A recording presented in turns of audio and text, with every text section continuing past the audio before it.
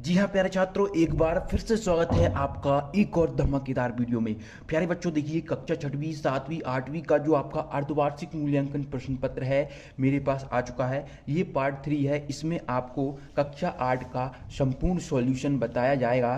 प्रश्न 1 से 22 तक आपको सभी प्रश्न बताए जाएंगे, तो इसलिए वीडियो को पूरा देखना, क्योंकि बहुत सारे आप देखोगे 24 प्रश्न बता रहे हैं, लेकिन आपका जो क्वेश्चन पेपर आएगा वो टोटल 22 प्रश्न पूछे जाएंगे उसमें, और पूर्णांक 50 अंक का रहेगा। और ये समय आपको 3 घंटे दिए जाएंगे बच्चों। तो इस वीडियो को आप ध्यान से देखना।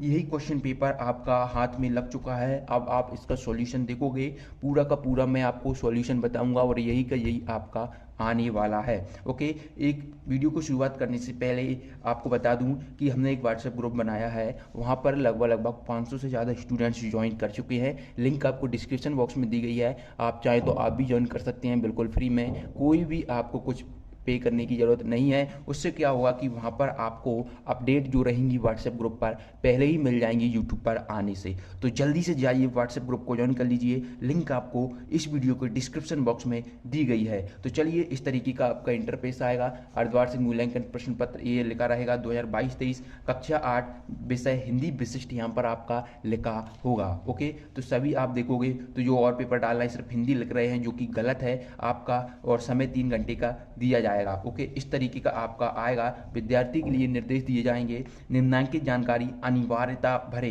यानी अनिवार्यता यानी कि ये आपको अनिवार्य है। अब आप खुद सोचिए, अगर आप ये जानकारी नहीं भरोगे और कोई यहाँ पर अपना नाम लिख देगा और आपने इतनी मेहनत की होगी, तो वह सारी मेहनत बर्बाद हो जाएगी। इसलिए दिए गए स्थान में भरें और दिए गए स्थान में उत्तर लिखें।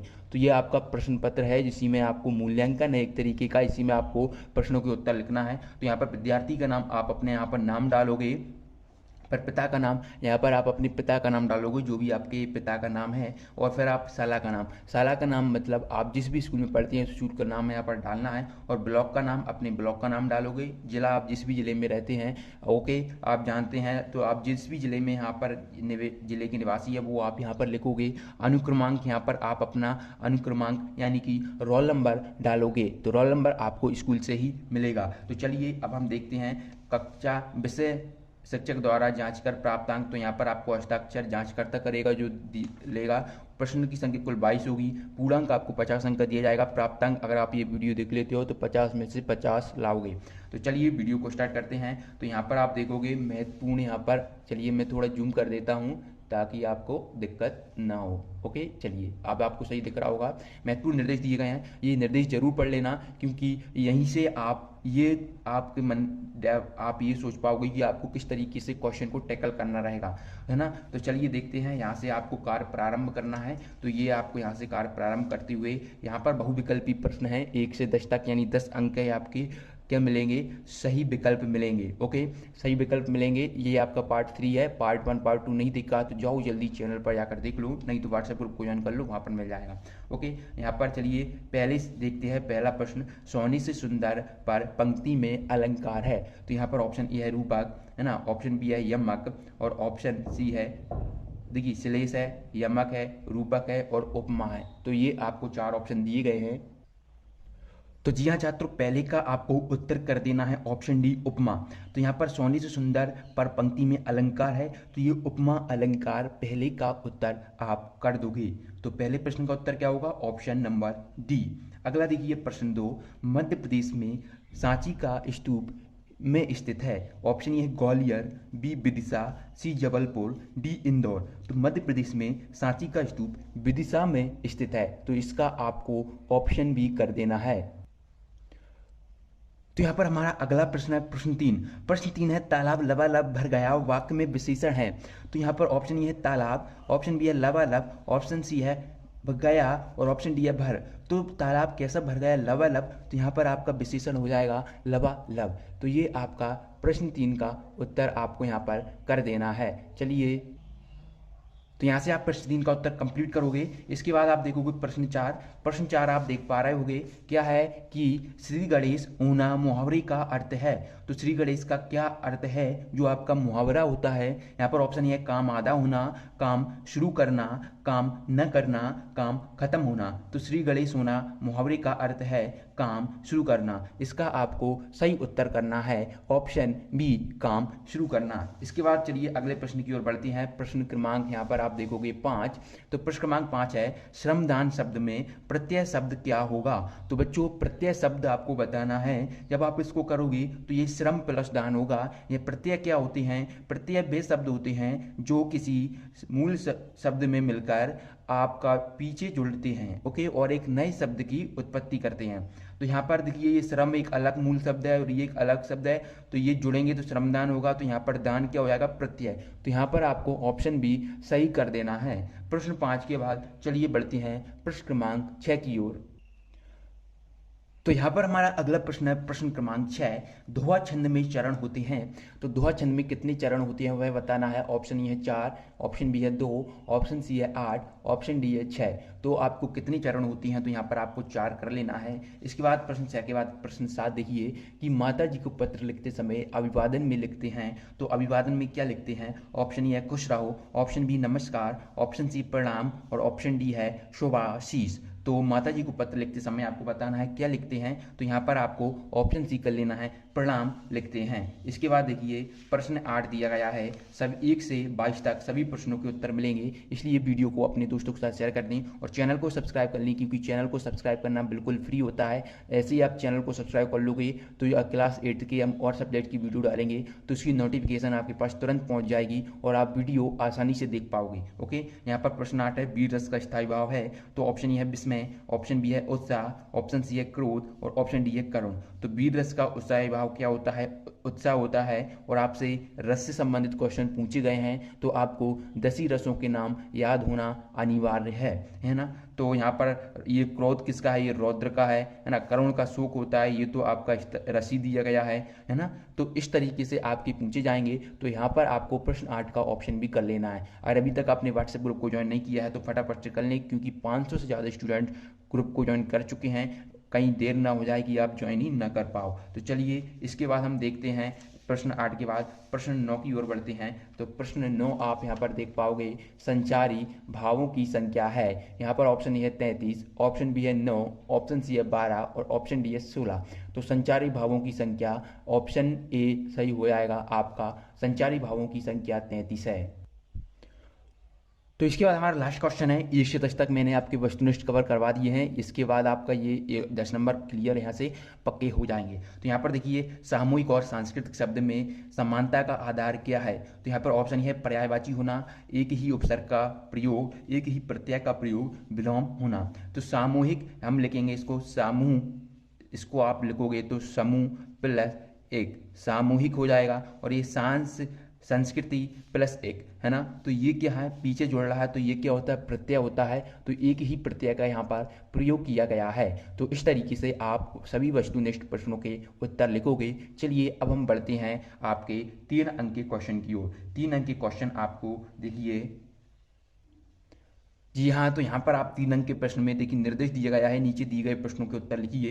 यहाँ पर प्रश्न 11 है, मेरी भावना कविता में किन किन नैतिक मूल्यों की बात की गई है, कोई 3 बताना है। ये आपका 3 अंक का क्वेश्चन आपका पूछा जाएगा। तो इसका उत्तर आप किस तरीके से लिखेंगे, यहाँ पर देखिए, हमें सभी जीवों और प्राणियों के प्रति मित्रता व दया की भावना का रखना प्रयोग करना चाहिए। दूसरा लिखोगे सभी लोगों के प्रति समानता की भावना। और तीसरा जीवन में परोपकारी बनना चाहिए। ये 3 बात आपकी मेरी भावना कविता में नैतिक मूल्यों के द्वारा बताई गई हैं। तो प्रश्न 11 का उत्तर आपको इस तरीके से लिखना है। इसके बाद देखिए प्रश्न 11 के बाद प्रश्न 12, दिए गए शब्दों में से पुनरुक्त शब्द छांटकर लिखिए। तो पुनरुक्त शब्द क्या होती हैं, पुनरुक्त शब्द वे शब्द होती हैं जो बार बार एक ही शब्द 2 बार आता है। यानी एक ही शब्द जब 2 बार आता है तो वहाँ पर पुनरुक्त शब्द होता है, ओके। यहाँ पर देखोगे आप तो यहाँ पर पुनी पुनी एक पुनरुक्त शब्द है ना।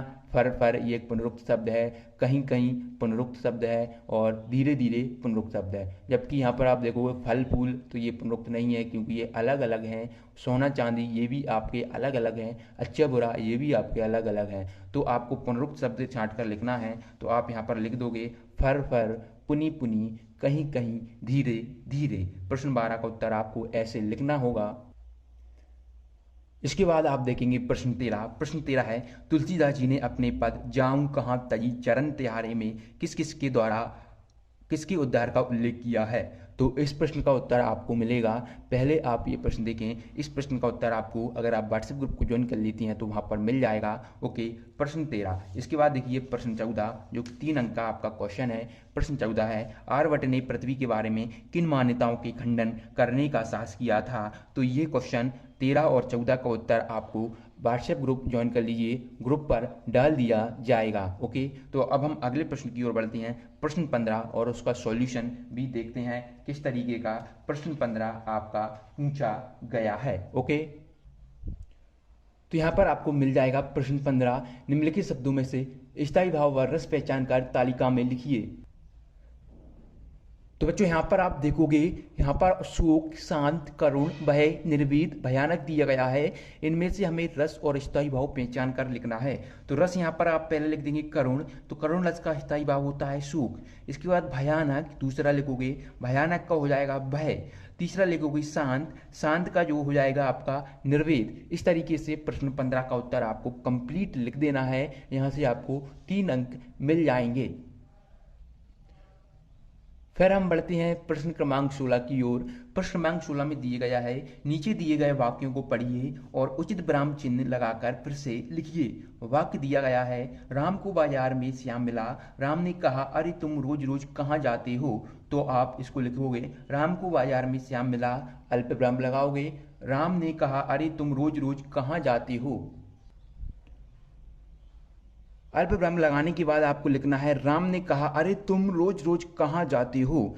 तो ये फिर आपको पूर्ण विराम लगा देना है। ये आप प्रश्न 16 का उत्तर यहाँ से इस तरीके से लिखोगे। ओके, चलिए अब हम देखते हैं अगला प्रश्न, जो कि है आपका प्रश्न क्रमांक 17। तो यहाँ पर प्रश्न क्रमांक 17 है, जो कि 3 अंक के लिए है। परि उपसर्ग का प्रयोग करते हुए 4 नए शब्द बनाइए। तो परि उपसर्ग का हमने प्रयोग करते हुए बनाया है परिणाम पहला, दूसरा है परिमाप, तीसरा है परिश्रम और चौथा है परित्याग। ओके, ये आपको 4 उपसर्ग लिखना होगा, 4 नए शब्द बनाना होगा परि उपसर्ग का प्रयोग करते हुए। तो इसके बाद हम बढ़ते हैं प्रश्न 18 की ओर। यहाँ पर हमारा प्रश्न 18 है, नाक शब्द से प्रारंभ होने वाली कोई 3 मुहावरे लिखिए।